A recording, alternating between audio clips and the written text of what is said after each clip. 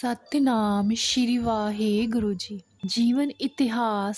ਧੰਨ ਧੰਨ ਧੰਨ ਬਾਬਾ ਨੰਦ ਸਿੰਘ ਜੀ ਮਹਾਰਾਜ ਕਲੇਰਾਂ ਵਾਲੇ। ਬਾਬਾ ਜੀ ਅਕਸਰ ਬਚਨ ਕਰਿਆ ਕਰਦੇ ਨੇ ਕਿ ਮਹਾਪੁਰਖ ਰਮਜ਼ ਦੇ ਦਿੰਦੇ ਹਨ ਪਰ ਰਾਜ਼ ਨਹੀਂ ਦਿੰਦੇ। ਸੰਤ ਅਤਰ ਸਿੰਘ ਜੀ ਮਸਤੂਆਣੇ ਵਾਲੇ ਬਚਨ ਕਰਦੇ ਸਨ ਕਿ ਬੰਦਰਗਾਹ ਦੇ ਰਾਹ ਵਾਲੇ ਪਾਣੀ ਵਿੱਚ ਲੋਹੇ ਦੇ ਢੋਲ ਖੜੇ ਹੁੰਦੇ ਹਨ ਜੋ ਪਹਿਲਾਂ ਜਹਾਜ਼ ਚਲਾਉਣ ਵਾਲਿਆਂ ਨੂੰ ਬੜੇ ਗਹੂ ਅਤੇ ਯਤਨ ਨਾਲ ਜਹਾਜ਼ ਚਲਾ ਕੇ ਤੇ ਦੇਖ ਕੇ ਕਿ ਕਿੱਥੇ ਲੁਕੀ ਹੋਈ ਚਟਾਨ ਹੈ ਜਾਂ ਕਿੱਥੇ ਰੇਤ ਦੇ ਗੱਡੇ ਹੁੰਦੇ ਹਨ ਤਾਂ ਜੋ ਦੂਸਰੇ ਜਹਾਜ਼ਾਂ ਨੂੰ ਸਹੀ ਰਾਹ ਦਾ ਪਤਾ ਲੱਗੇ। ਇਸੇ ਤਰ੍ਹਾਂ ਸੰਤ ਭਵ ਸਾਗਰ ਤੋਂ ਪਾਰ ਲੰਘੇ ਹੁੰਦੇ ਹਨ। ਉਹ ਜਗਿਆਸੂ ਲਈ ਨਿਸ਼ਾਨੀਆਂ ਲਾ ਦਿੰਦੇ ਹਨ।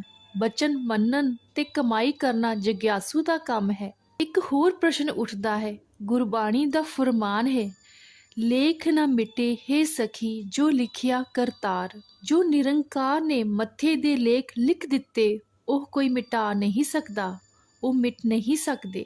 ਲੇਖ ਭਾਗ, ਕਿਸਮਤ ਜਾਂ ਕਰਮ ਨੂੰ ਵੀ ਕਹਿ ਲਿਆ ਜਾਂਦਾ ਹੈ। ਕਰਮ ਕਿਵੇਂ ਬਣਦੇ ਹਨ? ਜੋ ਕਰਮ ਬੰਦਾ ਕਰਦਾ ਹੈ ਉਸਦੇ ਲੇਖ ਵਿੱਚ ਲਿਖੇ ਜਾਂਦੇ ਹਨ। ਇਹ ਜਮਾ ਹੋਏ ਲੇਖ ਜਿਨ੍ਹਾਂ ਨੂੰ ਸੰਚਿਤ ਕਰਮ ਵੀ ਕਿਹਾ ਜਾਂਦਾ ਹੈ ਪ੍ਰਾਪਤ ਬਣ ਕੇ ਸਮੇਂ ਅਨੁਸਾਰ ਫਲ ਦਿੰਦੇ ਹਨ। ਚੰਗਾ ਮੰਦਾ ਜੋ ਵੀ ਕਰਮ ਬੰਦਾ ਕਰਦਾ ਹੈ ਉਸਦੇ ਪਿਛਲੇ ਕੀਤੇ ਕਰਮਾਂ ਵਿੱਚ ਜਮਾ ਹੋ ਜਾਂਦਾ ਹੈ।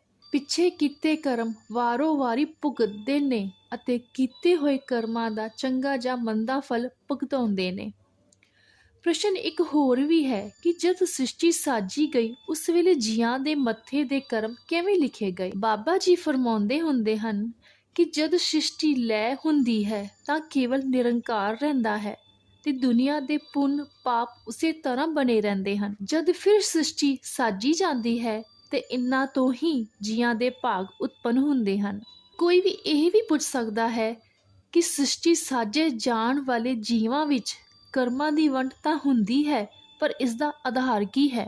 ਪਰਮਾਰਥ ਦੀ ਪੜ੍ਹਾਈ ਪਹਿਲੀ ਕਲਾਸ ਤੋਂ ਸ਼ੁਰੂ ਹੋ ਜਾਂਦੀ ਹੈ ਤੇ ਕਈ ਦਰਜਿਆਂ ਤੱਕ ਚੱਲਦੀ ਹੈ। ਪਹਿਲੀ ਕਲਾਸ ਦਾ ਵਿਦਿਆਰਥੀ ਊੜਾ ਆੜਾ ਪੜ੍ਹਦਾ ਹੈ। ਉਹ ਬੁੱਲੇ ਸ਼ਾਹ ਦੀਆਂ ਕਾਫੀਆਂ ਕੀ ਪੜ੍ਹੇਗਾ ਤੇ ਕੀ ਸਮਝੇਗਾ? ਉਹੀ ਬੱਚਾ ਜਦ BA MA ਕਰੇਗਾ ਤਾਂ ਬੁੱਲੇ ਸ਼ਾਹ ਦੀਆਂ ਕਾਫੀਆਂ ਪੜ੍ਹੇਗਾ ਵੀ ਤੇ ਸਮਝੇਗਾ ਵੀ।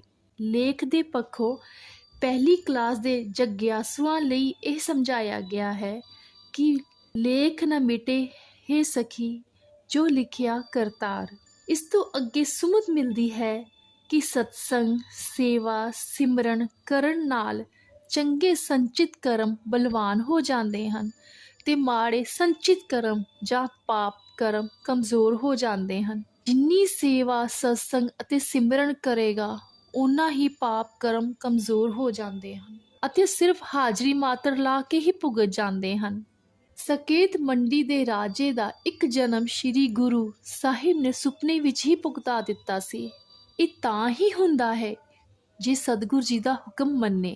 ਜੇ ਮਹਾਪੁਰਖ ਦਾ ਹੁਕਮ ਮੰਨੇ ਤਾਂ ਉਹ ਆਉਣ ਵਾਲੇ ਕਸ਼ਟ ਨੂੰ ਆਪਣੇ ਉੱਪਰ ਵੀ ਲੈ ਲਿਆ ਕਰਦੇ ਹਨ। ਸੰਤ ਅਤਰ ਸਿੰਘ ਜੀ ਮਸਤੂਆਣੇ ਵਾਲਿਆਂ ਦੇ ਗੜਵਾਈ ਭਾਈ ਰਾਮ ਸਿੰਘ ਜੀ ਬੜੇ ਗੁਰਮੁਖ ਸੁਭਾਅ ਦੇ ਸਨ। ਇੱਕ ਵਾਰ ਸੰਤ ਜੀ ਕਾਰ ਤੇ ਨਾਭੇ ਤੋਂ ਧੂਰੀ ਵੱਲ ਜਾ ਰਹੇ ਸਨ। ਸੰਗਰੂਰ ਨਹਿਰ ਤੇ ਪੁੱਜ ਗਏ ਤੇ ਸੂਏ ਦੀ ਪਟੜੀ ਤੇ ਕਾਰ ਮੋੜ ਲਈ। ਇੱਕ ਥਾਂ ਸੂਏ ਤੋਂ ਪਾਣੀ ਲੈਣ ਲਈ ਖਾਲ ਪੁੱਟਿਆ ਹੋਇਆ ਸੀ। ਬਰੇਕ ਠੀਕ ਨਾ ਹੋਣ ਕਾਰਨ ਕਾਰ ਖਾਲ ਵਿੱਚ ਹੁੰਦੀ ਹੋਈ ਹੁਜਕਾ ਮਾਰ ਕੇ ਦੂਜੇ ਪਾਸੇ ਜਾ ਕੇ ਖੜ ਗਈ। ਸੰਤ ਜੀ ਨੇ ਸੰਤ ਤੇਜਾ ਸਿੰਘ ਨੂੰ ਕਿਹਾ ਕਿ ਭਾਈ ਰਾਮ ਸਿੰਘ ਦਾ ਲੱਕ ਕੁੱਟੋ, ਇਹਨਾਂ ਤੇ ਸੱਟ ਲੱਗੀ ਹੈ। ਧੂਰੀ ਪਹੁੰਚ ਕੇ ਸ਼ਿਮਲੀ ਜਾਣ ਲਈ ਜਦ ਗੱਡੀ ਚੜ੍ਹੇ ਤਾਂ ਸੰਤ ਤੇਜਾ ਸਿੰਘ ਅਤੇ ਭਾਈ ਰਾਮ ਸਿੰਘ ਨੇ ਦੇਖਿਆ ਕਿ ਜਰਬ ਤਾਂ ਸੰਤ ਜੀ ਨੂੰ ਆਈ ਹੋਈ ਹੈ। ਸੰਤ ਜੀ ਨੇ ਉਹਨਾਂ ਦਾ ਕਸ਼ਟ ਆਪਣੇ ਉੱਪਰ ਲੈ ਕੇ ਉਹਨਾਂ ਦਾ ਕਰਮ ਭੁਗਤਾ ਦਿੱਤਾ। ਬਾਬਾ ਨੰਦ ਸਿੰਘ ਜੀ ਪਾਸ ਰਾਮ ਜੀ ਦਾਸ ਨਾਂ ਦਾ ਪ੍ਰੇਮੀ ਆਇਆ ਕਰਦਾ ਹੈ। ਜਗਰਾਮੀ ਪਲੇਟੀਅਰ ਦਾ ਕੰਮ ਕਰਦਾ ਸੀ। ਇੱਕ ਵਾਰ ਪਰਿਵਾਰ ਨਾਲ ਠੇਲੇ ਤੇ ਦਰਸ਼ਨ ਲਈ ਆਇਆ। ਬਾਬਾ ਜੀ ਨੇ ਨਾਂ ਜਪਣ ਦੀ ਤਾਕੀਦ ਕਰਦਿਆਂ ਸ਼ਾਮ ਦੇ ਦੀਵਾਨ ਵਿੱਚ ਹਾਜ਼ਰੀ ਭਰਨ ਲਈ ਕਿਹਾ।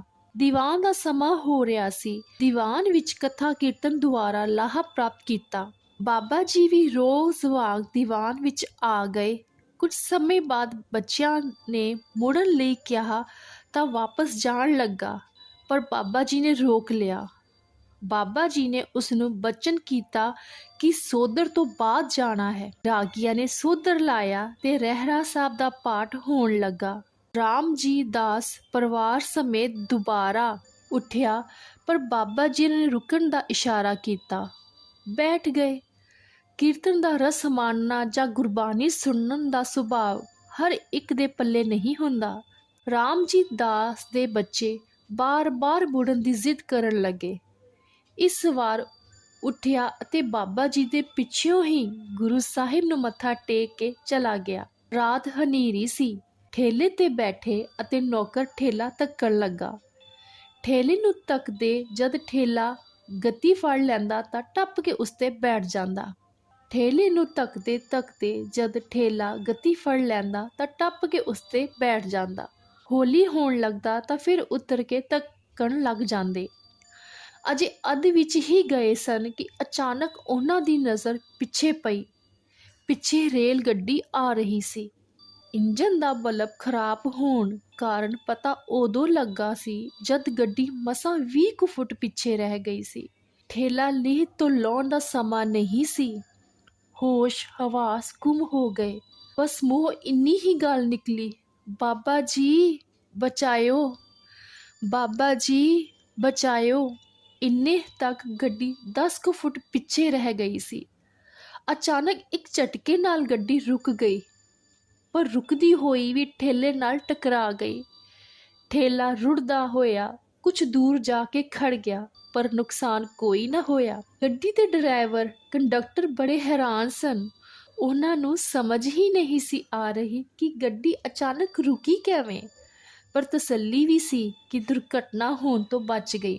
ਠੇਲਾ ਨੌਕਰਾਂ ਨੂੰ ਲਿਆਉਣ ਦੀ ਹਿਦਾਇਤ ਕਰਕੇ ਪਰਿਵਾਰ ਸਮੇਤ ਰੇਲ ਗੱਡੀ, ਜੋ ਕਿ ਮਾਲ ਗੱਡੀ ਸੀ, ਤੇ ਜਗਰਾਓਂ ਆਪਣੇ ਘਰ ਪਹੁੰਚਿਆ। ਅਗਲੇ ਦਿਨ ਸਵੇਰੇ ਹੀ ਪ੍ਰਸ਼ਾਦਾ ਲੈ ਕੇ ਪਰਿਵਾਰ ਸਮੇਤ ਦਰਸ਼ਨ ਕਰਨ ਲਈ ਆ ਗਿਆ।